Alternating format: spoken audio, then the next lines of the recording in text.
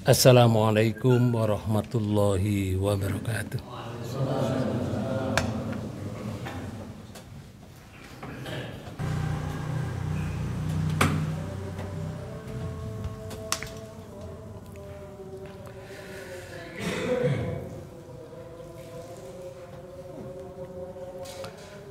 Alhamdulillah. Alhamdulillahilladzi hadana subulana salam wa afhamuna bisyariatin nabiyil karim. Asyhadu an la ilaha illallah wahdahu la syarikalah dzul jalali wal ikram. Wa asyhadu anna sayyidina wa nabiyana Muhammadan abduhu wa rasuluhu. Allahumma sholli wa sallim wa barik ala Muhammadin wa ala alihi wa ashabihi wa man tabi'ahum bi ihsani ila yaumiddin. Amma ba'du, wa ya ayyuhal ikhwan, usikum wa nafsi bi taqwallah wa qad fazal muttaqun. Qala Allah Ta'ala fi kitabihil karim, a'udzu billahi minasyaitonir rajim.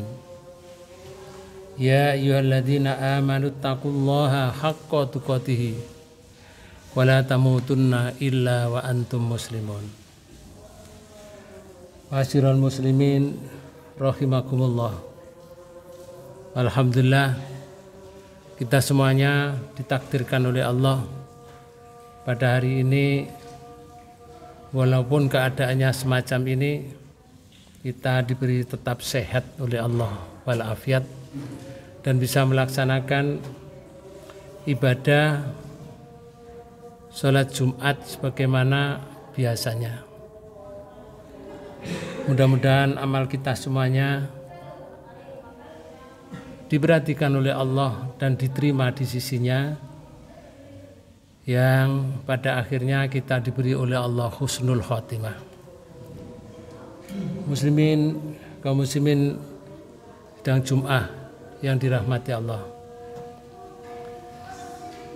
Pada bulan ini kita berkesempatan untuk melaksanakan ibadah namanya ibadah puasa. Tujuan puasa sebagaimana Allah berfirman di dalam Quran surat Al-Baqarah ayat 183, di akhir ayat Allah menyatakan la'allakum tattaqun, agar supaya puasa yang diwajibkan pada kita ini dan sebelum kita, supaya kita semuanya bertakwa kepada Allah. Orang yang bertakwa itu dijanjikan oleh Allah surga, sebagaimana Allah berfirman di dalam Quran surat Ali Imran ayat 133. A'udzubillahi minasyaitonir rajim. Wasari'u ila maghfiratin mir rabbikum wa jannatin 'arduhas samawati wal ardh uiddat lil muttaqin. Bersegeralah kamu untuk mendapatkan ampunan Allah, karena Allah menjanjikan surga yang seluas langit dan seluas bumi. Itu semuanya hanya diberikan kepada orang yang takwa. Kemudian di ayat 134 dirinci, di antaranya orang yang takwa itu di antaranya yungfikuna fis sarra wa dharra, menafkahkan sebagian hartanya baik di waktu lapang atau di waktu sempit. Kemudian yang kedua, orang yang bisa menahan hawa nafsu amarah. Ciri yang ketiga termasuk wal afina anin nas, yaitu orang yang bisa mudah memberikan maaf terhadap sesamanya, dan seterusnya. Itu salah satu di antaranya orang takwa. Sedangkan puasa juga tujuannya adalah takwa. Sebagaimana di ayat yang Al-Baqarah 183 itu. Kemudian janji yang kedua. Orang yang takwa menurut Quran surat At-Tolak di ayat 2, di akhir ayat Allah menyatakan A'udzubillahi minasyaitonirrajim. Wa may yattaqillah yaj'al lahu makhraja. Barang siapa yang bertakwa kepada Allah, yaj'al lahu makhraja, diberi jalan keluar hidupnya, tidak bulat. Ada saja jalan keluarnya. Kalau hidup itu sulit menurut kita, tapi orang yang takwa akan diberi jalan keluar sehingga enteng, tidak ada kesulitan. Ditambah lagi di ayat 3 Allah menyatakan wa yarzuqhu min haitsu la yahtasib, dan Allah memberikan rezeki kepada orang yang takwa tadi dari arah yang tidak disangka-sangkanya. Masih ditambah lagi oleh Allah, wa may yatawakkal 'ala Allah, barang siapa yang bertawakal kepada Allah, berarti satu tingkat lagi di atas takwa, fahuwa hasbuhu, maka Allah mencukupkan kebutuhannya. Butuh apa saja dicukupkan oleh Allah. Itulah janji Allah yang ketiga. Dan masih banyak di ayat-ayat yang lain. Rasulullah pernah bersabda, ittaqullah haitsuma kunta, bertakwalah kamu kepada Allah di mana kamu berada, posisi apa saja. Kemudian wa'ad bi sayyatal hasanata, dan ikutilah kesalahan itu dengan kebaikan. Ikutilah kesalahan dengan kebaikan. Kalau kita berbuat salah, disuruh banyak berbuat baik. Kalau salah itu diikuti dengan perbuatan baik, di dalam hadis ini disebutkan tamhuha, terhapus semua kesalahan itu.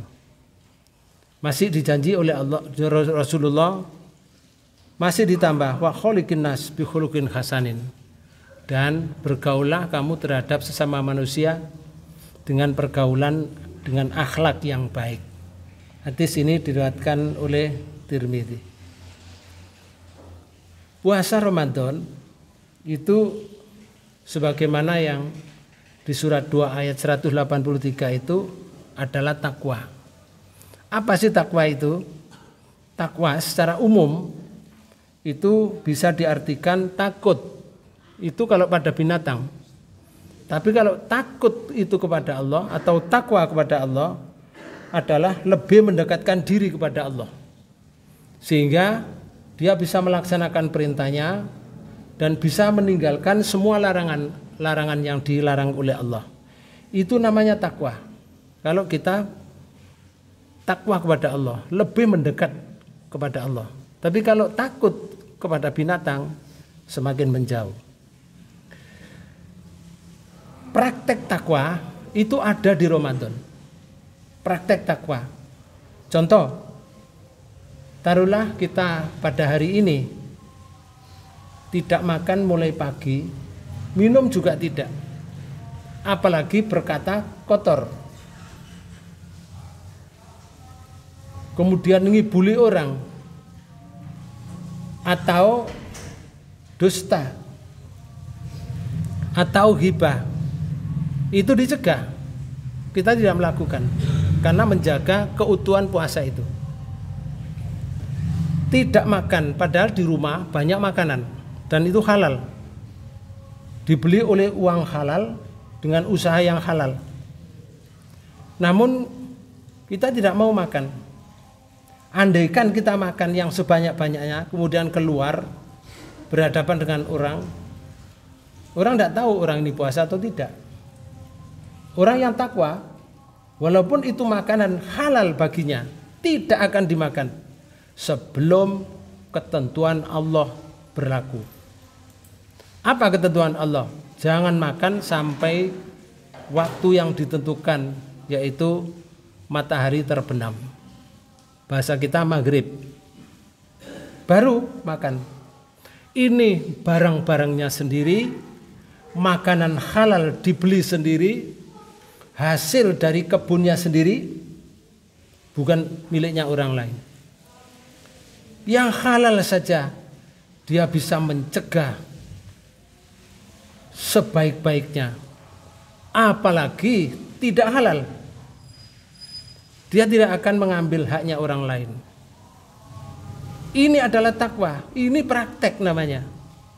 Di dalam bulan Ramadan ini praktek ketakwaan. Karena itu puasa itu membawa kepada kita takwa. Untuk dilatih 1 bulan. Latihannya 1 bulan, kita digeladi oleh Allah selama 1 bulan.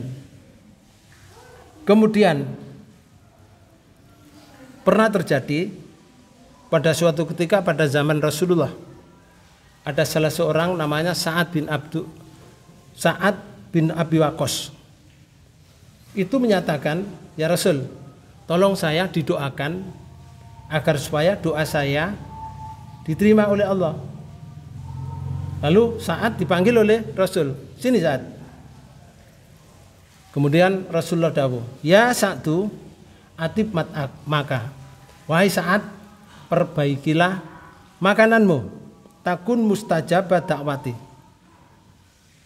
Kalau kamu memperbaiki makananmu, doamu akan mustajab, akan diperhatikan oleh Allah. Walladzi nafsi Muhammadun biyadi, innal abdu layak difu lakmata haram fi jaufihi ma yataqabbalu minhu amalin arba'in yauman. Kalau engkau memakan 1 suap saja di dalam mulutmu, lalu kamu telan, itu makanan haram dan masuk ke dalam perut. Akibatnya adalah amal perbuatanmu, doamu tidak diterima oleh Allah selama 40 hari. Hanya 1 sendok barang yang haram. Allah tidak menerima, tidak mendengarkan doanya orang itu selama 40 hari. Bagaimana kalau 1 piring itu ada 15 sendok? Bagaimana kalau makan 3 kali? Bagaimana kalau tambah? Kalau itu haram. Bagaimana kalau 1 truk? Bagaimana kalau itu miliaran, triliunan? Orang itu tidak akan diperhatikan oleh Allah. Maka dalam hadis ini disebutkan, wa ayyuman abdin nabatat lahma minas sukhti war riba fannaru aulabi. Barang siapa yang badannya atau tubuhnya ini tumbuh dari makanan haram dan makanan riba, maka tidak ada tempat yang cocok untuk dirinya kecuali neraka. Kaum muslimin yang dirahmati oleh Allah. Oleh karena itu berhati-hatilah terhadap makanan yang haram. Kita dididik di bulan puasa ini. Banyak orang mengatakan, sebagaimana ada salah seorang tokoh komunis namanya Karl Marx, dunia itu akan tenang, akan tentram kalau manusianya kenyang. Memang kalau dilihat seperti ini, tesisnya itu menyebutkan bahwa dunia itu akan tentram, tenang kalau manusianya kenyang. Kalau dilihat secara kasat mata, seakan benar.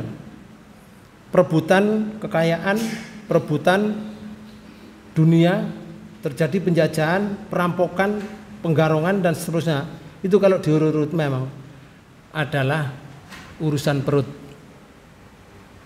Pertanyaannya, apakah benar kalimat ini? Kalau kita perhatikan, perut kita ini besarnya tidak ada 3 ember, tidak ada.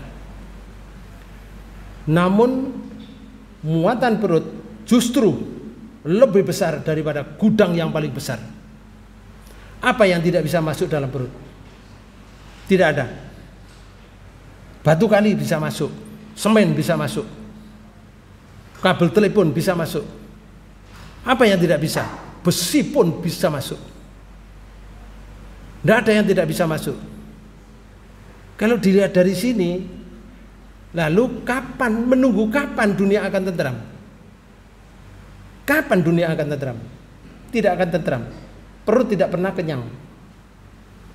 Pantas Rasulullah pernah bersabda, "Lau kana li bani Adama wadiyani min adhabi."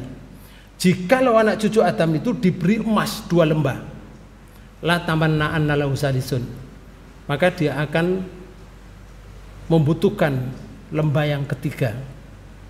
Wala jaufa bani Adam illa turab, dan tidaklah akan bisa memenuhi mulut anak Adam illa turab, kalau bahasa Jawa, kecuali dijejeli tanah. Artinya mati, tidak akan pernah berhenti. Itu semuanya adalah ilham dari perut.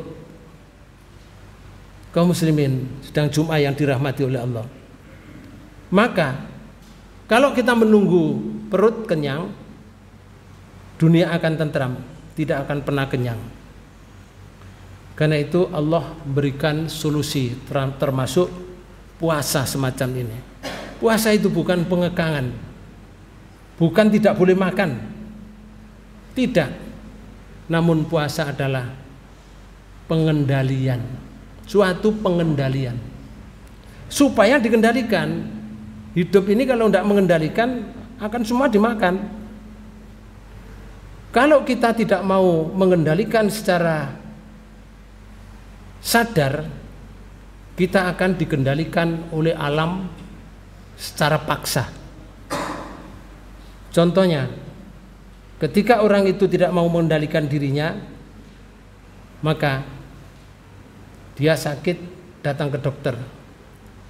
Apa pesannya dokter? Bapak atau ibu, tidak boleh makan garam. Kalau bapak ibu makan garam lagi, out, sudah, kata dokter. Sekarang pertanyaannya, berapa harganya garam? Yang bisa beli garam hanyalah orang yang miskin yang tidak punya uang. Sedangkan orang ini banyak uang, tidak boleh makan garam. Dikendalikan secara paksa oleh alam. Dan masih banyak dalam bulan Ramadan itu. Rasulullah pernah berkhutbah di bulan Ramadan, innahu qad adallakum syahrul mubarakun. Telah datang bulan Ramadan, bulan yang barokah. Fihi lailatun khairum minal alfi syahr. Di dalam bulan Ramadan itu ada satu malam, kalau itu ibadah, tepat di malam itu diberi hadiah oleh Allah seperti ibadah lebih dari 1000 bulan. Faradallahu siyamahu, maka diwajibkan kita untuk berpuasa. Wa ja'ala qiyamul lail tatawuan, dan dijadikan pada malamnya supaya banyak sholat. Artinya sholat tahajud. Sholat tahajud itu tidak hanya di bulan puasa saja, karena Rasulullah di bulan puasa itu 11 rakaat, di luar bulan puasa juga 11 rakaat. Itu yang mengantarkan adalah istrinya sendiri, namanya Aisyah. Lalu sholat malam baik di bulan Ramadan atau di lahir bulan Ramadan, itu namanya sholat malam. Bahasa sholat malam itu dalam Al-Quran satu namanya tahajud. Tahajud itu disebut oleh Allah di dalam Quran surat 17 ayat 79. Fatahajjat bihi nafilatan lak. Bertahajudlah kamu untuk tambahan ibadah. Kemudian ada namanya sholat lail, qiyamul lail. Di dalam Quran surat Muzammil surat 73 di ayat 1, ayat 2 dan ayat 4. Ya ayyuhal muzammil, wahai orang yang berselimut tidur. Qumil laila, sholatlah, berdirilah kamu di waktu malam. Qumil laila, illa qalila, sedikit saja. Nisfahu, separuh malam. Awingkus minhu, atau kurangi separuh malam. Auzid alaihi, atau tambah separuh malam, sedikit. Kemudian waratilil Qur'an tartilah, bacalah Quran di waktu malam itu setelah sholat itu dengan perlahan-lahan. Terus ada lagi namanya Qiyamul Ramadan berdasarkan hadis. Mangkoma Ramadan imanan waktu saban ghufira lahu ma taqaddama min dzambi. Barang siapa yang mendirikan sholat di waktu malam bulan Ramadan, diampuni dosanya yang telah lalu. Ada lagi namanya sholat malam witir, sholat penutup malam. Lalu para ulama itu mengatakan sholat di malam bulan Ramadan itu disebut taraweh. Taraweh itu bukan di dalam hadis, bukan dalam Al-Quran, tapi perkataan ulama. Jadi niat kita adalah bukan sholat taraweh, tapi sholat tahajud atau sholat lail. Karena taraweh itu bahasa Arab, bahasa Indonesianya istirahat. Bukan kita niat sholat istirahat. Kalau kita niat sholat taraweh namanya niat sholat istirahat. Padahal namanya sholat tahajud. Menurut Quran surat 17 Bani Israel ayat 79. Karena itu kaum muslimin sedang Jum'ah yang dirahmati oleh Allah, biasakan di waktu malam Ramadan di luar bulan Ramadan. Ini semuanya kalau dilakukan setiap malam, termasuk malam bulan Ramadan atau di luar bulan Ramadan, maka bulan-bulan berikutnya seperti di bulan Ramadan. Kalau kita bisa berbuat di bulan Ramadan seperti ini, kenapa kita tidak bisa berbuat di luar bulan Ramadan? Karena itu puasa itu mengantarkan kita supaya takwa. Kapan takwanya? 11 bulan nanti setelah bulan Ramadan. Latihannya di bulan Ramadan.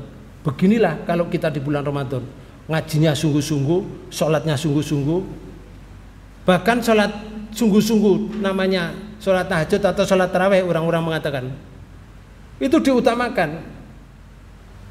Padahal itu sholat sunnah. Sholat wajibnya duhur, asar, maghrib, isya, subuh tidak datang. Tapi kalau taraweh berduyun-duyun, sholat sunnah wajibnya tidak seperti di sholat taraweh. Mudah-mudahan kita semuanya diberi kekuatan lahir batin untuk bisa melaksanakan ibadah sebagaimana di bulan Ramadan untuk bulan-bulan yang akan datang. Barakallahu li wa lakum fil Qur'anil azim wa nafa'ani wa iyyakum minal ayati wa dzikril hakim. Aqulu qouli hadza wa astaghfiru innallaha huwal ghafurur rahim.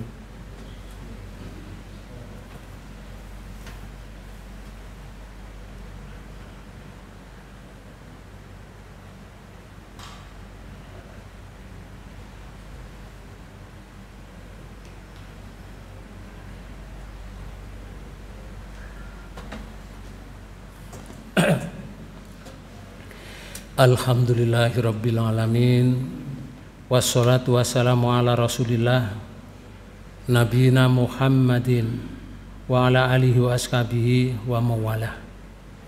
Asyhadu an la ilaha illallah wahdahu la syarikalah wa asyhadu anna Muhammadan abduhu wa rasuluhu. Allahumma sholli wa sallim wa barik ala Muhammadin wa ala alihi wa ashabihi ajmain. Kama shallaita ala Ibrahim wa ala ali Ibrahim wa barik ala Muhammad wa ala ali Muhammad kama barakta ala Ibrahim wa ala ali Ibrahim fil alamin innaka Hamidum Majid. Allahumma ighfir lil muslimina wal muslimat wal mu'minina wal mu'minat al ahya'i min wal amwat innaka sami'un qaribun mujibud da'awat ya qadiyal hajat ya qadiyal hajat. Rabbana atina fid dunya hasanah wa fil akhirati hasanah wa qina adzabannar wa adkhilna ma'al abrar ya aziz ya ghafar ya rabbal alamin. Subhana rabbika rabbil izzati amma yasifun wa salamun alal mursalin walhamdulillahi rabbil alamin.